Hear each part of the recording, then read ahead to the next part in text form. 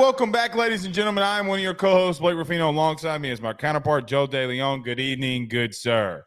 Blake, we've got ourselves another off-season bombshell. Who would have thought that Jaden Rashada, this whole situation, would continue on? I thought we were done. Who would have thought that this would have gotten even more obnoxious and dramatic? I say that a little bit sarcastically, of course. Okay.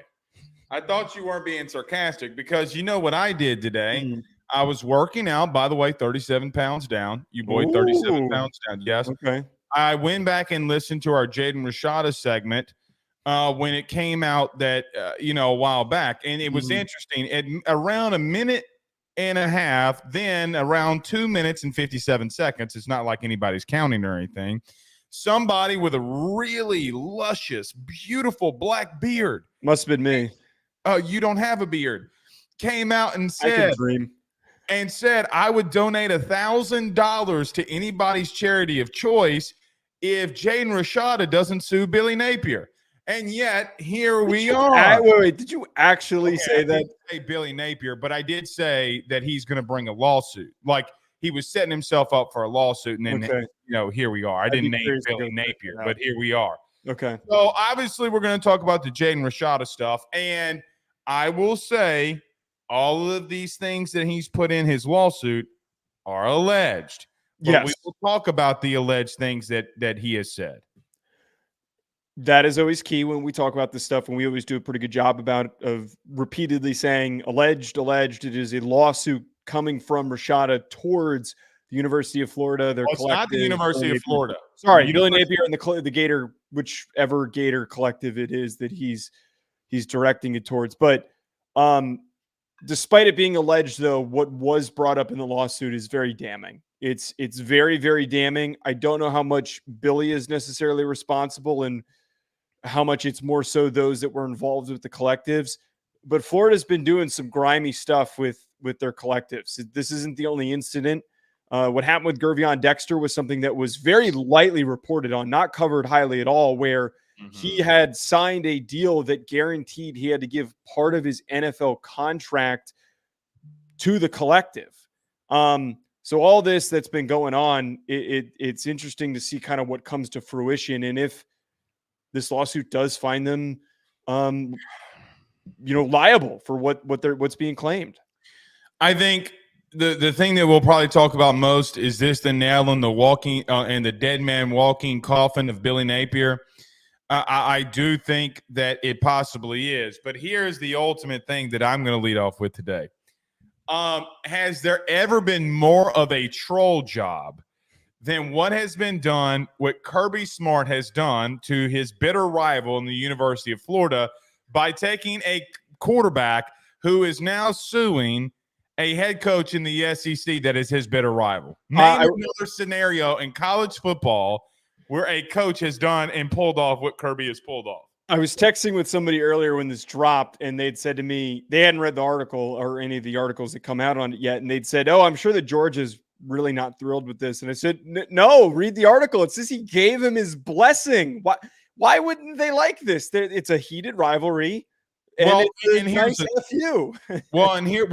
truth too. That conversation is had with a guy like Kirby before he commits. Yes. Right. Like that he does not go to Georgia. And here's the truth. Georgia might have been the only place that can sustain him going through something like that and it not affecting everything else. If he does that at Arizona State, I don't know if Kenny Dillingham is, I'm not going to say good enough or good enough coach. It's not Georgia. Right. Like Georgia is sustained. And look, we didn't even mention the other night that a Georgia player got arrested for reckless driving for accidentally going down a one-way. By the way, Joe, I have over a decade's worth of experience in law, with law enforcement and all this kinds of stuff, lawsuits and how they're brought. I have fought against these things almost my entire career. Going down a one-way and arresting somebody for it might be, and I'm being honest, the dumbest thing that I've ever heard in my life. Well, I texted you this on Sunday. I didn't read the full story that happened with the Georgia player. But I literally did the same exact thing, I think, when I was his I age. wish you would have been arrested. But I wasn't. Now, 5 cop cars did pull up when I did this. I was racing a friend like an idiot, pulled into a one-way that led into our. So you were doing worse than what the Georgia player. Oh yeah, and I didn't get arrested. So that's why there is certainly ridiculousness to this player getting arrested. It's God, dude, the on-campus police and the police in the area must just hate these kids. Like, I don't know what it is. Well, here's the thing, and I'm about to make a very controversial statement. It continues to go down the line of a young black man being arrested for something that he should not have been arrested for. Absolutely. Okay, so that might be controversial. You can hate me for it.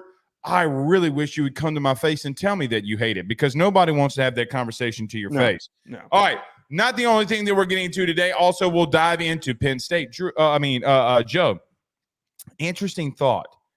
Name the 4 quarterbacks in college football last year that had over 300 passing attempts and less than 5 interceptions. Go. Drew Allar. Okay, so you obviously did your homework, because we're doing. Well, I mean, it's kind of obvious. It's kind of. Wait, how many quarterbacks? You said 4? Yeah, it was 4 quarterbacks last year. JJ McCarthy. JJ McCarthy. Who else would it? Big schools? Very big schools. Very big quarterbacks. Jaden Daniels. Jaden Daniels. Definitely not Drake May. Was not Drake May. Bo Nix. One were actually, it's kind of funny because we just got done talking about that school just literally a second ago. Was it the pig farmer? No. How is it Cam Rising? I just literally told you it was Florida. Oh, Graham Mertz. Graham Mertz. God. Gross. Yeah, how about that? So you have 4 quarterbacks. You want to name the other? So the 5th one was Drew Allar, was it not? No. Yeah, it would be 5 then. Was Bo Nix on one of them? How about Carson Beck? Oh, that would have been another guess of mine. I don't know why. No. Bo Nix had 6, so he was just out of. But how crazy is that Drew Allar is in the statistic with all of those other quarterbacks? We will go into deep dive on Penn State today. Well, he didn't throw the ball that much, and as much as some of those other guys that you brought up, except maybe JJ McCarthy. Penn State's an enigma. They are in really good positioning. I won't elaborate right now. I will elaborate later. But their roster, their defense, oh my God, it got picked apart. Their offensive line, they lost a lot of very important players on that offensive line. So they're going to be a really big question mark that could end up having like a dumb loss. I don't think that you mentioned their biggest loss. Who are you talking about? Manny Diaz. I really don't think that people understand how big of a loss that is. So we'll talk on it. Here's the only thing, though, Joe. There are areas of this defense they got a lot of production returning, especially in that secondary. Wait, you're saying they are returning production? Yeah, I mean, you look at it. Both of the top 2 leading tacklers are returning. Of the 12 interceptions that their safeties are, but they're losing all 3 of their corners. No, they have the Jalen Reed kid that's returning that played nickel, who led them in pass deflections last year. So I mean, it looks bad on surface, but then when you dig into it, you're like, oh, well, hold on a minute. Do they get better than 10-3 than what they were a year ago? Probably not. But no. I do think that there's one big thing that we'll discuss here that I think that they could get over the hump, but they got to have one big area of improvement. So not a lot of topics, okay, on today's show, but I think it's 2 massive topics that we got to get into here today as well. Let me make sure that we don't have any super chats. We do not. Chris H says, I got arrested for going the wrong way or down a one-way when I was 25, but I think that had more to do with the options I expressed to the officer about the job he was doing. Sounds about right. I did the opposite. I was 19. I freaked the hell out. I just begged the guy to let me go. He did. Blake Morgan says, Blake, you need to get Joe another LSU hat. I like your LSU hat. What's wrong with your LSU hat? First of all, I do not need another one. Definitely do not need another one. And that's a cool one. I like this one. This is the only one I was willing to buy and then I've been willing to wear. You know what hat you do need to go buy? A melon hat? Melon.com/AYS. Get 30% off of your order. By the way, 17 people sent me that they're either bought it or going to buy it. So I'm just saying it's the best hat on the market. And by the way, I would be remiss if I didn't bring this up. I know it's a college football show. It is one of the more better times of the year right now, Joe. I am currently in the studio watching the SEC tournament. Todd Walker on the call, biceps out, guns out. You know, I mean, the lady's got to be whistling at him, or it might just be the Vandy Whistler who's so annoying at the SEC tournament. So, nevertheless, I love this time of year. I got to be honest. Yeah, I can't say I share the same sentiment. I do not watch college baseball one bit. I'm not going to pretend that I do. I watch college hockey. No, forget that. I'm watching Notre Dame lacrosse win another national championship game. Don't play by me with that. Dude, literally nobody in the Southeast really knows what. Cool. We're about to win another one. You know what? The only thing that I know about lacrosse, they played it on the TV episode Teen Wolf. You can actually hit people in lacrosse. You can't hit people in baseball. Joe, you take a guy like Paul Skeens throwing the ball 102 miles an hour. Nothing that anybody doing in lacrosse is better than what we've seen from a guy like Paul Skeens. Sure, but you still can't hit. You still can't hit Paul Skeens. You still can't hit him. Oh my God! Get in a fight with Paul Skeens and see what happens. By the way, 2 years or 18 months ago, just throwing this out there, Paul Skeens was flying fighter jets, saving America. I mean, he is the literal version of Captain America. He's sure. dating Livy Dunn. I mean, sure. the man is quite honestly my superhero right now. Okay, I don't share that same sentiment. No, mine's Riley Leonard. Okay, all right, we got a lot to discuss. Let's get to it. Everybody, do us a favor by hitting the like and share to all those groups. If you're on Facebook, share to all those social media pages. You're watching us, listening to us on YouTube. Like, subscribe, notification bell wherever you listen to podcasts. Rate, review, and subscribe. Joe, let's talk about our good friends over at betonline.ag. We come back, we break down the Jaden Rashada news. We do that next. BetOnline is the fastest and easiest way for you to wager on all of your favorite sports, contests, events with the first-to-market odds and lines. Find reviews for all the news for each league, including Major League Baseball, NFL, NBA, NHL, combat sports, college sports, esports, and even golf. BetOnline continues to be the top online resource for all of your sports information for live in-game betting, props, and futures. Head on over to BetOnline today and use your mobile device to join and make your first sports bet. Use our promo code BELIEVE50, that's BELIEVE50, BLEAV 50, to receive your 50% off welcome bonus on your first deposit. That's betonline.ag, betonline.ag. We're back. All right. Let's get this thing rolling, Joe. All right.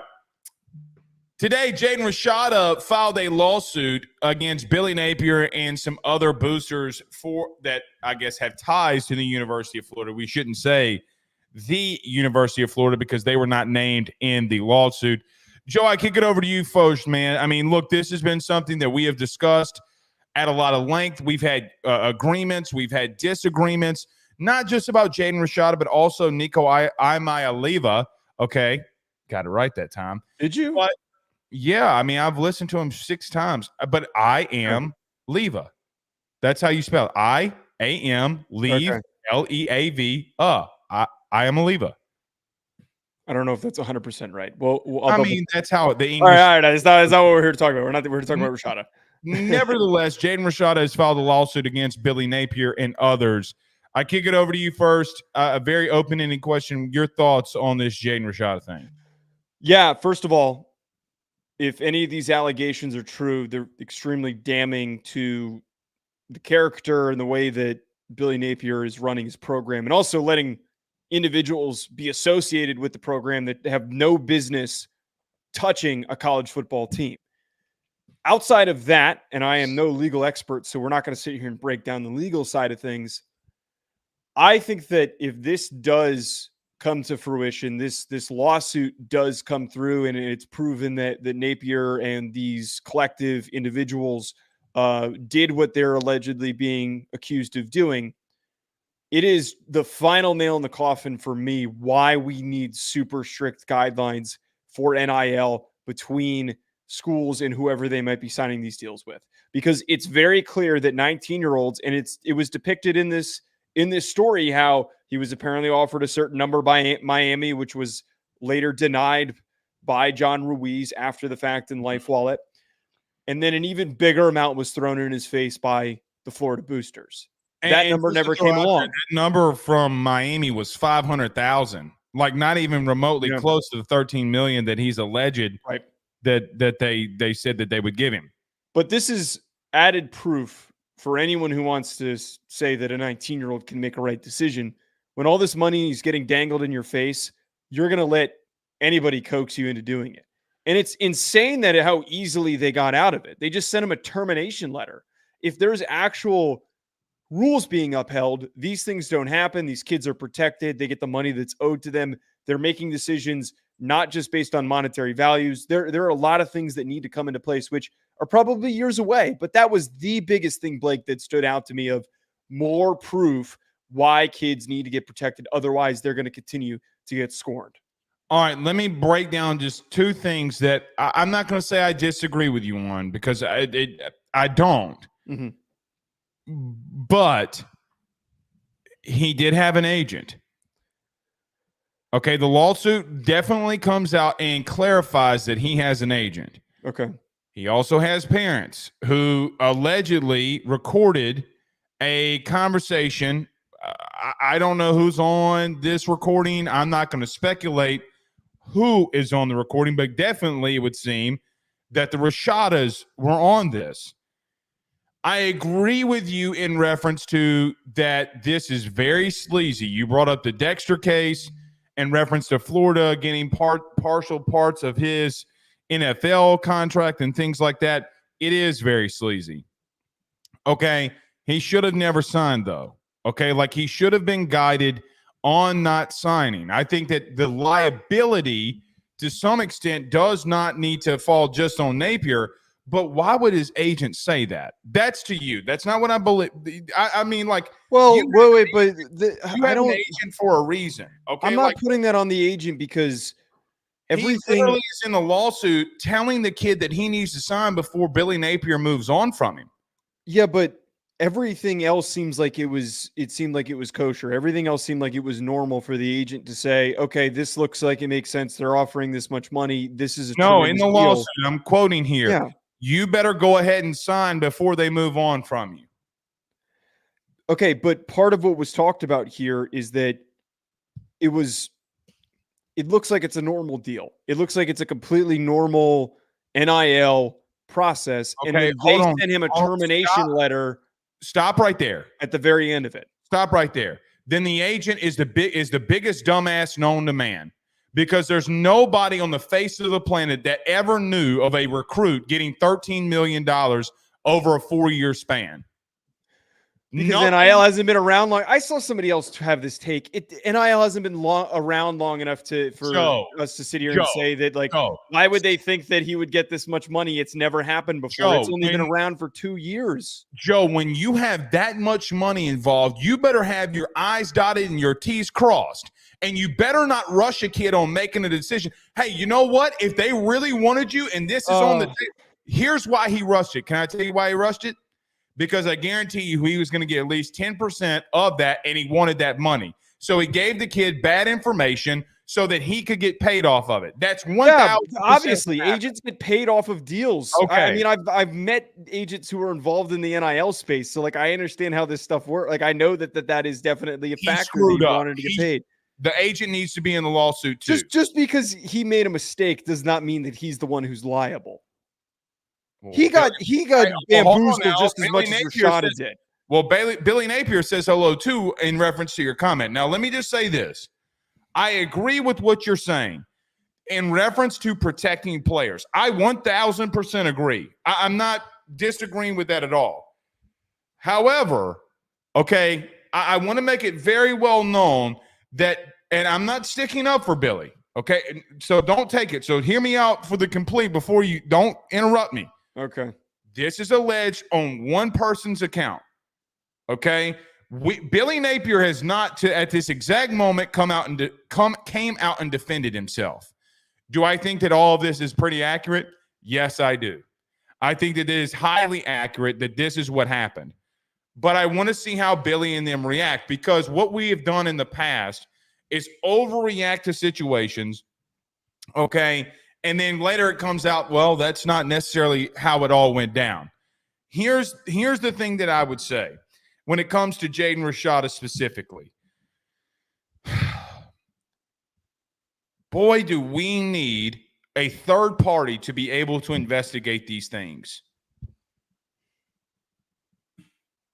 Yeah, man, I get it. Yeah, the NCAA needs to be around and needs I'm not saying the NCAA, but in every civilized civilization on planet Earth, okay, law and order happens.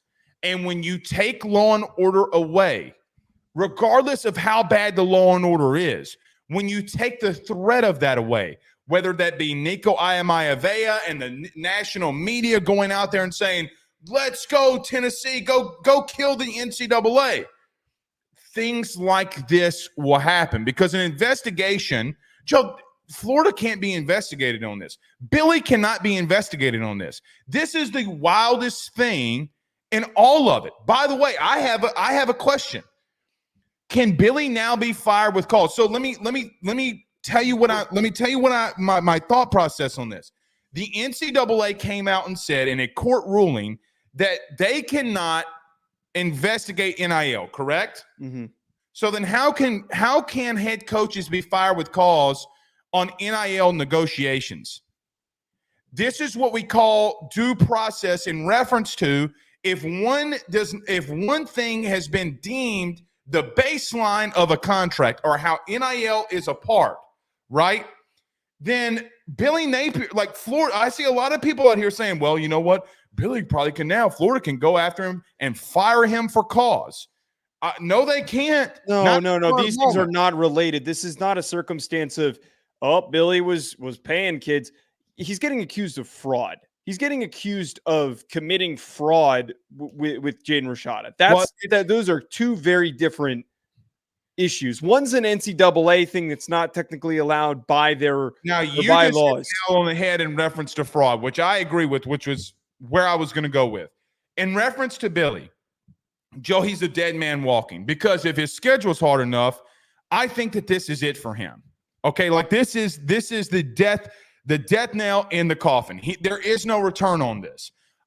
Joe, by miraculous Jesus coming down from heaven and giving him a manna that's in the shape of a playbook that leads them to a 10-3 season, he's cooked.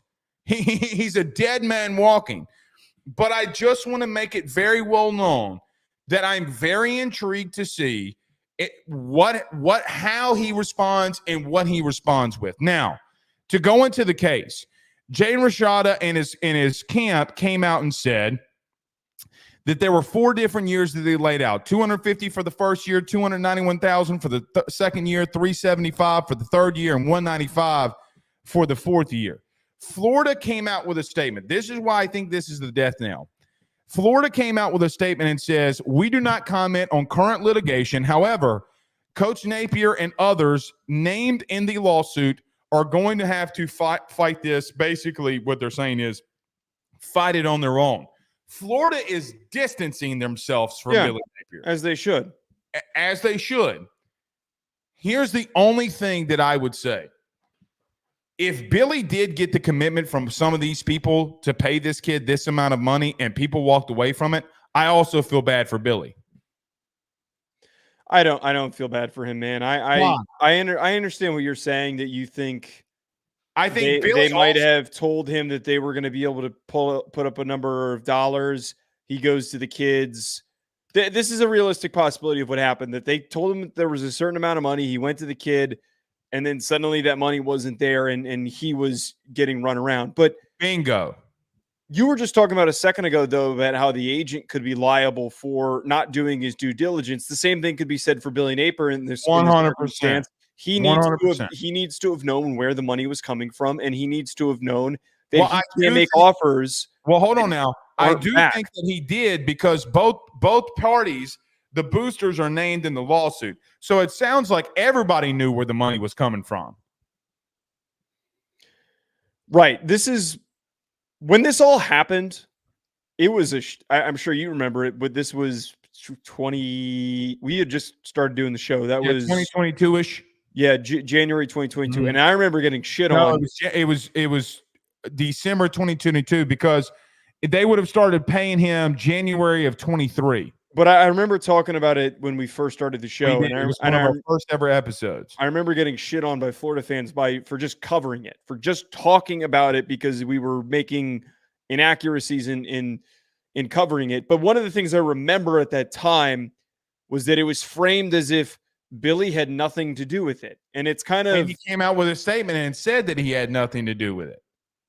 It says a lot that now suddenly he's involved with this lawsuit. I don't see a world where he doesn't get dragged into it at least a little bit. Yes. Well, the one party's the one who's alleging it. Right. Now, here's the thing that I think is key. Don't ever tell me again that head coaches don't know how much players are getting paid and that they don't know what's going on in their program. It's the same thing that happened at Tennessee. Oh, well, with Jim Harbaugh. Right.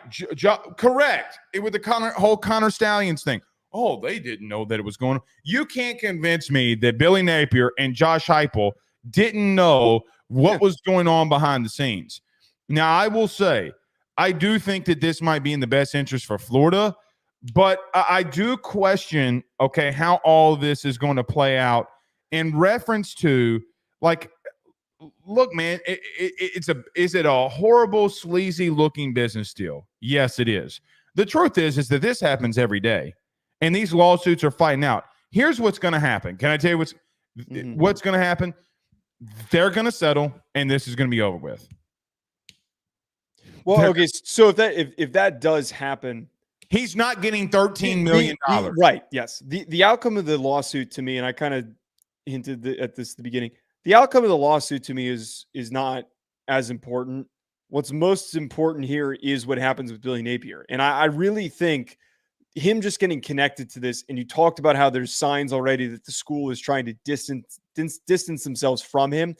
I really think that there is a high likelihood that they do fire him with cause, because this is a serious allegation. Fraud. We're not talking about Josh Heupel knew a kid was on an airplane. That's not what we're talking about. We're not talking about Pruitt putting money in bags and knowing that there was money in McDonald's bags. That's not what we're talking about. That's cheating based on rules. This is fraud. And Florida's in a position now, forget even the severity of the allegation. We see all the time when schools are not happy with the way that guys are running programs, even though they might be doing well in recruiting, they will pull the plug very, very quickly. And the results on the field, I think it's for the first time since 1970 that they've had losing records in back-to-back years. The results have not been there. He has done nothing to buy himself time. The leash was already too short. For the school to associate themselves with this is only going to make it harder for them to recruit in the future, because it's just going to be something that is used as a negative recruiting tactic by other programs. Say, you really trust the money that you're getting from Florida? Florida does not want any ounce of this. I would bet that they want to separate recruits families talk. Yep. I mean, that's a big deal. Now, I will say it's interesting that they got DJ Lagway to commit, and I would assume he didn't go there for free, and I would assume that they paid him, okay?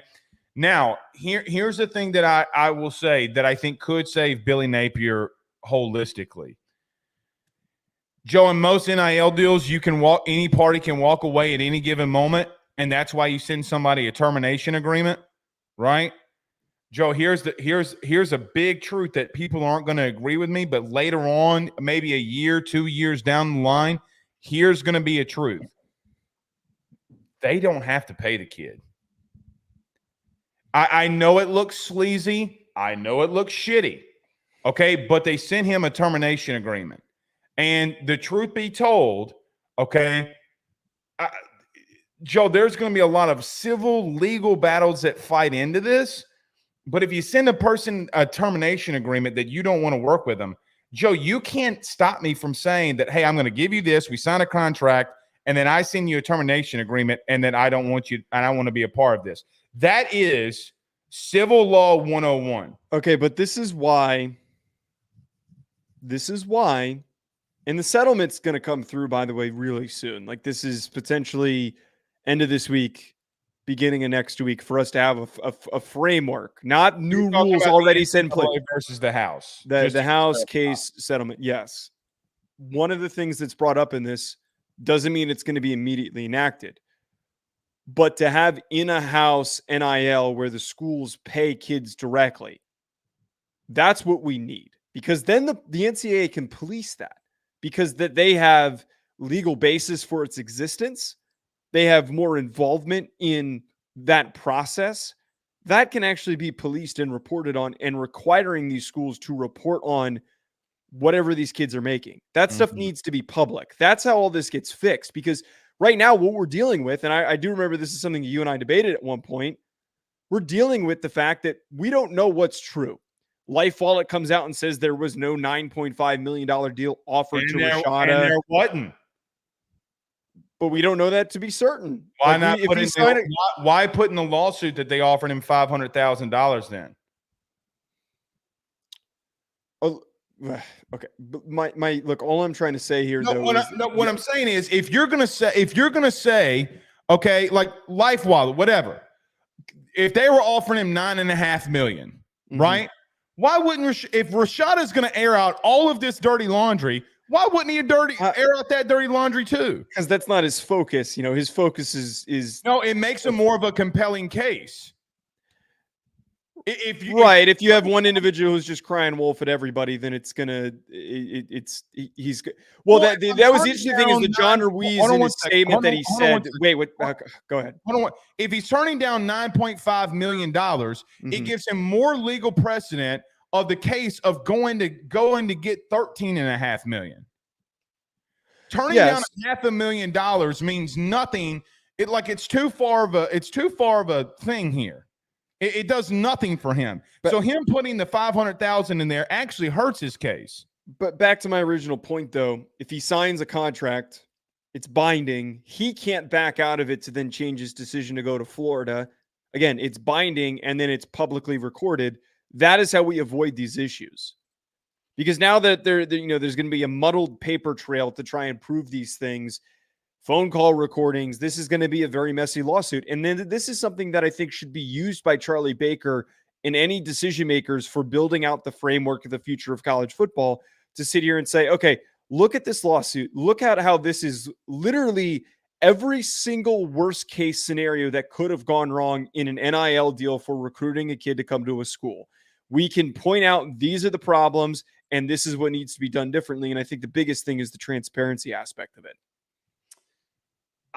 I don't disagree. Now, one thing that you just said in reference to Charlie Baker using this, I don't know if Charlie Baker uses this, but what I do think that can happen, okay, is that this is the death knell in getting normalcy. Right? Oh, yeah. Right. So, and I already think that we're trending in that direction without Jaden Rashada. Okay. But I do think that this can be the death knell. Let me say this before we move on here.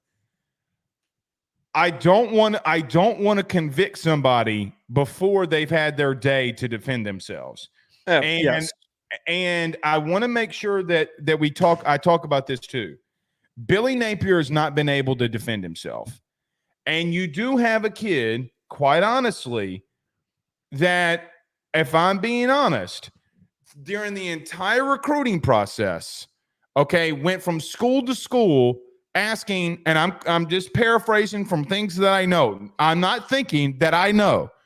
On every visit, would walk into the building, ask how much money you're giving me, and if he didn't like the number, he would walk out. I know of 2 other SEC schools that he did that to.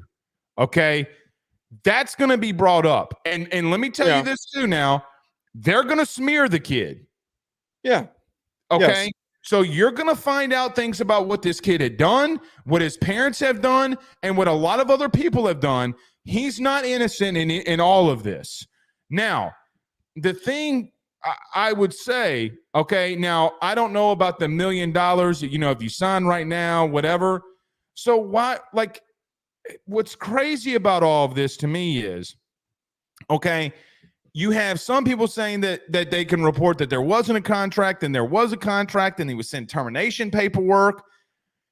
This is why things are settled down in court. I just want to give Billy Napier a little bit of a benefit of the doubt because we still are in a country that you're innocent until proven guilty. I will say, I don't think that this is remotely close to being over. I do think that there's going to be things that comes out here that puts Jaden Rashada in a bad light, and they better be prepared for it. Now, here's the thing. Is the juice for Jaden Rashada worth the squeeze? As a recruit? No. What do I mean by that? Is suing Billy Napier in Florida for money that you did not get, okay? Let's say he gets $2 million, okay, and the attorneys get 20 to 25%. Is it really worth everything that you're going through? Yeah, because what happened to him severely derailed his young adult life. He's like, in all seriousness, he's at Georgia right now, but he gets thrown into this fire where has to go to Arizona State. He could have been in a settled situation wherever he chose to go to school. Florida? Look, if you were misled, well, yes, but as a parent, I'm going to tell you the truth. As a parent, when people start throwing those kinds of numbers around to my child or anybody, even to myself, I am going to do my due. Joe, you got to make this. It's not his decision alone. I know, but not everybody's parents are. Not every parent is going to think through that stuff as. No, everybody was money hungry, and they're trying to try to get the money out of them. I think it's worth the squeeze. I mean, if somebody promises you money and you make a serious life decision based on it, and then you don't get it, yeah, I think it's. All right, let me reframe the question. When you have a guy like Spencer Rattler who wouldn't get drafted, and NFL teams came out and said because of what he looked at or how he acted as a 17-year-old on a Netflix series. If I'm an NFL owner or GM and say, well, hey, man, this kid sued Florida. Yeah, but it was also because he was extremely inconsistent on the field. If Jaden Rashada shows up and balls out and is good enough, that stuff will be foregone. Shit. It didn't affect Jaden Daniels. I mean, like in all seriousness, well, the stupid shit where none of it was real, but like the thing where he left and then everyone was like, why were his teammates bashing him for Joe, that's a completely no. But all I'm saying here is that there's plenty of examples where people question a kid's character. I know that's completely I get what you're saying. Okay, fair. There are a million times when guys try to I'm not saying I question his character. I'm saying that others question people's characters. It doesn't always impact them. Jaden Daniels was good enough on the field that everybody completely forgot about that, didn't even think twice about it. I didn't even think twice about it during the process. But Spencer Rattler, very inconsistent. No team wants to invest in a guy that they don't think is a high character player to be a backup quarterback. So that's what that happens there. I don't know if it impacts him. Same thing could be said for Bear Alexander, who's bounced around a million schools and has also been looking for money, not suing anybody, but that's something that's been brought up throughout this process. I don't know, man. I will end this here. Something does not smell right to me. Let me tell you this. It does not. The Jaden Rashada lawsuit doesn't pass the smell test to me. Like, I don't know in what way. I just don't know. Like, for example, why would you send somebody termination paperwork after all this had fell through? Nothing fell through. I think they were trying to pull a fast one on him. I think that they realized that they could. I would argue that what was brought up in the lawsuit, where one of the individuals who was paying was like, "Oh, well, the money's not actually going to be coming from me because I'm selling my business, so it's going to be coming from here." Like, that's all of that smells like fraud to me. And like, how does? Well, I don't know. Business. Okay, but like all the running around in circles is typical fraud actions when you're just trying to create that's confusion. Not fraud. That's not. I'm sorry. It's not. Well, wait. It led to fraud. It led to them suddenly not having money to pay him. Yeah, but that's not fraud. If you sign a contract and I didn't pay you, okay, like for example, if I signed you to be my employee and I did not pay you, okay, but hold on, but you did not come. Okay, like you never came to my place of employment, which he never went to Florida. He never stepped foot on the campus. You know that, right? It's not. I mean, I don't agree with that premise. I mean, it's literally. They convinced. Wait. But what about this? What about this? You get offered a new job, and they're telling you, "We're going to offer you all this money. We're going to offer you this, and this, and a signing bonus." You quit your job. You get ready for your first day, and you're calling them like, "Hey, I'm ready to start next week. Where do I go?" And then suddenly they're saying that there's an issue, and then suddenly they don't have the money to pay you. And they're pulling the rug out from underneath you. You know what I would have done? Not quit my job until I had all my I's dotted and T's crossed. It doesn't work like that with Jaden Rashada because he can't commit to two schools at the same time. The fuck he can't? What do you mean he can't commit to two schools at the same time? What? No one has been able to do that. What are you talking about? For an outright fact that this past year that a 5-star quarterback had committed to two schools and was whoever paid him the most money was going to go. He was going to go to that school. That you can't sign an NLI for two schools. How about that? You can't sign. I mean, sure, you can. But you said committed. You didn't say sign on the dotted line. You can't sign with two schools. He didn't have a previous school to go back to. Fair. This is gonna be a mess. All right. You want to get to a commercial and then talk about Penn State. All right, let's talk about our good friends over at Home Field Apparel. Stay with us. We do a Penn State deep dive. We do that next. Ruffino and Joe Show is brought to you by Home Field Apparel, which is the best, without a doubt, premium collegiate apparel brand that is out there. They have over 150 different colleges that you can choose from, whether you're an Illinois fan or a Rutgers fan. Maybe you're an LSU fan like Blake, or maybe you're an Alabama fan. Whatever it is, even Idaho, they have so many different designs for so many different football programs that I can guarantee you're going to find some great stuff to help root for your favorite team. I've already gotten my Notre Dame stuff. Blake has his LSU stuff. Make sure you head on over to homefieldapparel.com to check out your team's collection of clothing apparel that they have on the website. And when you do so, when you check out, make sure you use promo code Ruffino Joe to get 15% off your order. That is RUFFINO Ruffino Joe. Head on over to homefieldapparel.com and get your college gear today. I do that every time. I don't know what blue button it is. Something that Drew Allar won't be hearing next year in the first round. Nevertheless, Joe, we continue. When you post this clip, do not post that part, please. No promises. Please don't. It makes me look like an asshole. I was just trying to make a joke. It didn't land. All right, Joe, we continue on our path in doing deep dives. Now, just for the Penn State fans that don't know, we did this all last year. We've continued again this year doing deep dives on basically the top 30 teams in college football this upcoming season. Today, we land on Penn State. My good friend, I go to you first. Your thoughts on the Nittany Lions? Yeah, this is a roster that relatively was picked apart over the offseason.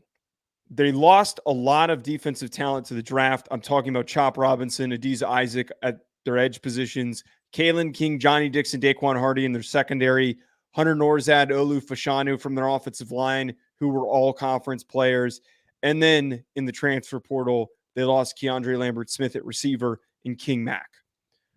I'm optimistic knowing that Kotelnicki, who they brought in as offensive coordinator from Kansas, is going to get this run game popping with Katron Allen and Nick Singleton. I think that they're going to put up a ton of yards on the ground. But I am really freaking worried that last year we spent the whole season leading into the big games that they had. The one thing I kept bringing up, they do not have the weapons on the outside to move the football. And you know what? They still don't have the weapons on the outside to move the football. You're not a Julian Fleming fan? He's fine. He hasn't really produced. I'm sure that he'll be a decent player, but their receiver room has regressed. Here's where things get weird, though. As skeptical as I am about their roster, and a little bit worried that they're going to be weak at certain position groups, they don't have to encounter Ohio State or Michigan. They got a really freaking easy Big Ten schedule. I only have 4 games that actually cause fear for me. And there's a good chance that they win 3 of these 4 games. I'm talking about at West Virginia, at USC, at Wisconsin, and versus Washington. So there's a realistic shot here that they just end up going 10-2 again. Go to the playoff with a weak team that doesn't really belong being there. I wouldn't go that far, Joe, to say that they're weak. They will be if they go 10-2, they're not weak. They're weak amongst the playoff field. There's going to be a team that gets left out that we could sit here and I promise you in December. I'm not disagreeing. We're going to be yelling about one team that didn't get in, and Penn State's going to be the 11th or 12th seed. Who are the 2 teams you think they lose to? Probably USC because it's just a far trip, and Wisconsin or West Virginia. They would really lose to USC? It's just a lot of travel. When was the last time they traveled that far? Except for the Rose Bowl. I mean, I don't know. I think that you bring up an interesting point, but I mean, you legitimately have 2 running backs, and Allen and Singleton, that can run all over that defense. I mean, can USC stop them regardless of how far that they travel? Yeah. I'm throwing that only off of like just a total trip. That's it. I got you. I agree with you on one massive point, okay, that I do think that their schedule is very favorable for them. And I do think it plays into that they like their floor. Joe, I can't believe I'm going to say this. I do think their floor might be 10-2. Like I because of how favorable it is. Yeah. I'm going to say something, and I'm going to double down on something I said last offseason, but has Drew Allar got more consistent? Now, Joe, I will say that I do think that he actually is a pretty damn good decision maker. But we mentioned early in the show, he was one of 5 quarterbacks in last year's college football that had over 300 passing attempts with less than 5 interceptions. Joey had 25 touchdowns, 2 interceptions. The games that they lost were games that he was missing dudes that were wide open. My question becomes, Joe, what if I'm not saying that he hits all of those passes, okay? I'm not saying that. My question becomes, what if he hits half of the ones that he missed? What if he does become a little bit more consistent as the second year as a starter? Joe, I look at their secondary. Kevin Winston returns. Obviously, he's a junior. He was their leading tackler last year. Jalen Reed returns. Dennis Sutton had 6 sacks last year. Durant had 2 sacks, but 5.5 tackles for loss. 4.5 coming at the last 4 games of the season. They do have production returning. We could talk about so many things. I think their offensive line has questions, and I think that we need to talk about that. The question ultimately, though, comes for me. Joe, I do see pieces that can be worked with here. Am I saying that they're going to win the Big Ten? No, I'm not. I'm not saying that, and nor am I going there. I do think that they got to kind of prove it, to people. Mm-hmm. Maybe that's a bad way to put it, but maybe they do. Joe, if Drew Allar, what we've seen from young quarterbacks in the past that do have the talent, Joe, either he's going to be Joe Milton and he doesn't take a step forward, or Joe, now with a new offensive regime, can a new offensive regime take him to that next step? Now, I would remind people, okay, the 2 big games that he misperformed in, okay, were obviously the 2 biggest games on their schedule that he just did not look good in. I think Manny Diaz not being there is more of a bigger deal than Penn State fans are giving it, I say credit for, but that they are realizing at the current moment. I think every bit of their success, every bit of where that they want to go comes and falls on the shoulders of Drew Allar. But, Joe, he's got to start throwing the ball down the field with more consistency. You say that they don't have weapons. Now, I went and looked this up today. Did you know of this? So he was a 60% completion percentage guy. Mm-hmm. Of a third of the passes that he missed, guys were covered. I think what PFF is saying here that he missed that was just not in the general direction. Drew, 67% of the receivers that he threw to that was not completed, of that 60% or 40%, excuse me, 67% of guys were wide open. My question becomes, do they have the weapons and he's missing them? No, I've watched enough. I had to watch enough Penn State film last year, and I don't. Explain to me missing 67% of guys being open. Because that is a massive number. Yeah, this is why I don't like cherry picking stat. This is why I don't like PFF that much, because like I think that it's easy to find those numbers and we can sit here and talk about that. Because I'm not saying that they do have weapons. What I'm asking you is like, how is he missing that badly? It was a lot of it comes down to the play calling, and that was why they made the change and why they moved on to a different offensive coordinator. You could tell that he was confused a lot in his decision making. He was one of those guys that was holding the ball. A lot of young quarterbacks. Yeah, I what you're getting at here though with him, that was one of the things that I wrote down, is that it all comes down to like, what does Drew Allar do this upcoming year?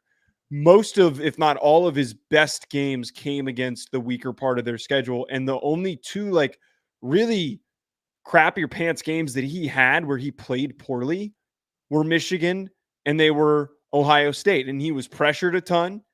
There weren't a lot of open guys for him to get the ball to. The play calling was really soft in those games. Mm-hmm. I think it makes me feel really good knowing that their schedule is going to be as easy as it is, and that how well he played in those types of games.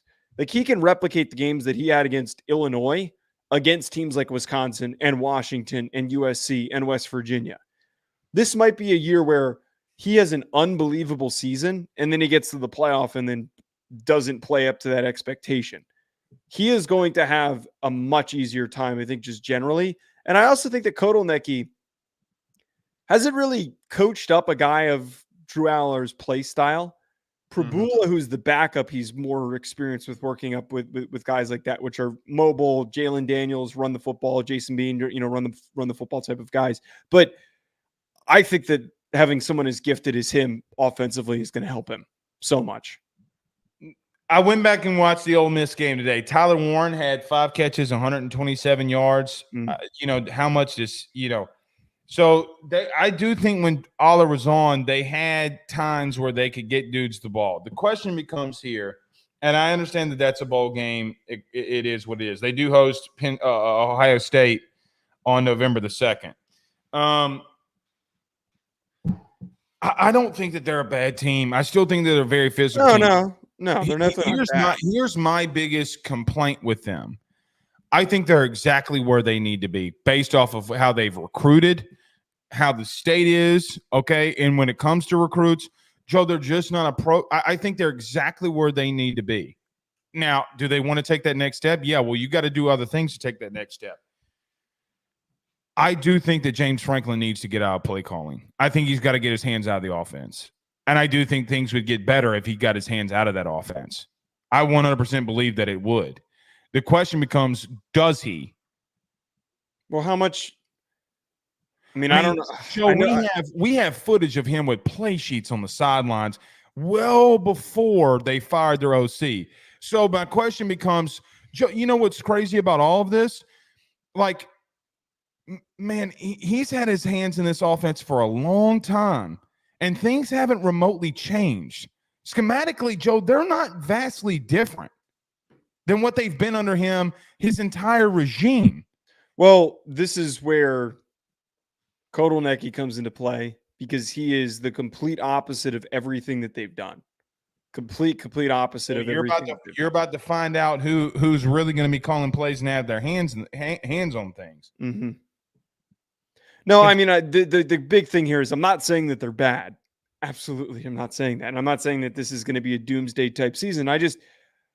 They are exactly where I always expect them to be. They don't have a Saquon Barkley or a Chris Godwin. They don't have an elite offensive player that is going to help them take a step forward. They just don't. That's where what I feel like in the years that they've been a little bit more successful than being a 3-loss team is that they had something to rely on. And Nick Singleton and Katron Allen can be those guys, especially Nick Singleton. I just really don't totally know if they're going to get that out of them, especially with a bit of a reworked offensive line. again, we might not really find out how good this team is until January. That's the reality that we have. Well, you definitely won't find out how good this team is really until November the 2nd when they play Ohio State. Wait, do they play Ohio State? Yeah, November the 2nd.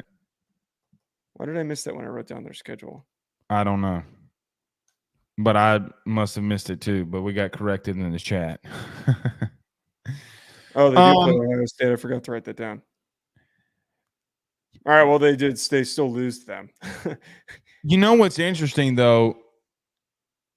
Their new OC, and there's a reason I'm not trying to attempt Kotelnicki's name here. Here's the thing that I would push back just a little in reference to their offensive line. Okay, he was a center at Wisconsin Whitewater. All right, and when Morzad, who are you talking about? Kotelnicki. Oh, okay. Yeah, was a center, yes. And dude, that Kansas O-line was not that bad. And that's a position group that he vehemently had his hands on. I agree with you in the sense of they have pieces that they have to replace. If my man can do it at Kansas, he can do it at Penn State. Yeah, but it's a different animal. I'm not saying it's not a different animal, but you can't. But Joe, what you can't do is say that kids at one school develop and that kids at another won't because it's different. The level of development might not be as high because he's playing vastly different opponents. Joe, the guy's been pretty well known as an offensive line guru, though. Look, I like what he does, and I'm a big fan of him. But at the same time, Kotelnicki also relies on the fact that they're going up against defensive lines that are not as big as some of the other conferences, not as big as the SEC and the Big Ten, but also the whole offense was predicated on spreading things out and getting the ball out quickly.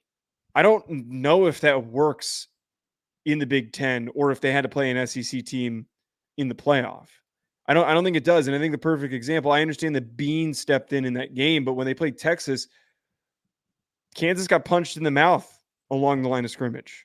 That whole line struggled that day. They had a lot of problems in the whole second half. They couldn't really move the ball as easily because of that defensive line kicking their ass. So I just have a little pause on assuming that he's going to get that offensive line right. Oh, I didn't say that they were going to be elite. Yeah. I just said that they're going to develop. All right. Well, look, I'm going to make a bold statement before we wrap this up. Mm-hmm. I think Drew Allar takes the next step. I really do. I'm going to be funny here because I'm going to use something that you say. I do like the kid's traits. I do, and you know how much more than traits that I love more than anything. I really do love his decision making. When I say that, people are like, "Oh, Blake, what are you talking about? His decision making?" Yeah. When you have that many passing attempts and 2 interceptions, I don't care if he's dinking and dunking all over the place. He can make right decisions. And for a young I can work with a kid that makes right decisions. He does have the traits and right decision making. The question becomes, Joe, does he take that next step? If he does, they can be better than what people expect them to be. Yeah, it all comes down to Allar. Enough said. 100%. Well, look, I doubled down. I admitted last year when I was wrong. I really liked me at the time. Well, I like the kid's decision making, and I will take a kid in college that makes right decisions over a kid with traits any day. Sure, any day. Question is, sometimes he's throwing that bitch like his name's Brucey from The Long and Short. Hit me, and it goes over here. You know, like you can't have that happen. Another thing, his footwork's got to get better. If his footwork gets better, then it might be over. Yeah, he was a technical mess, and I think that led to very technical a lot of his problems. All right. SEC baseball tourney. LSU won today, by the way. Don't let our Tigers get hot. And I say our Tigers.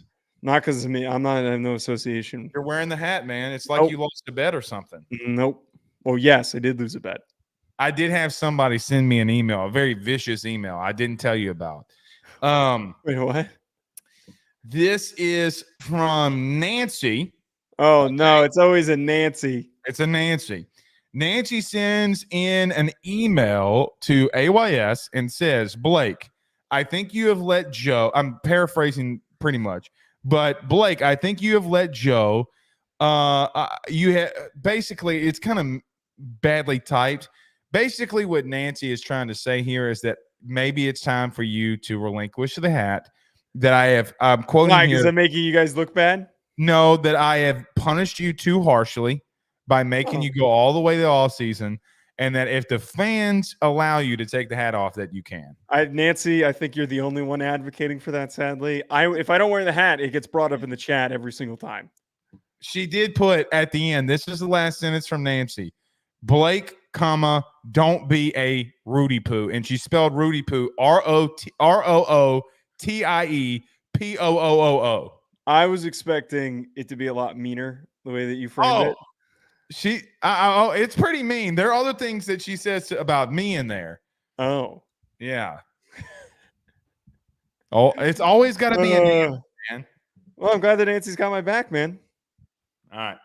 We'll see y'all soon. Y'all have a good one. Peace.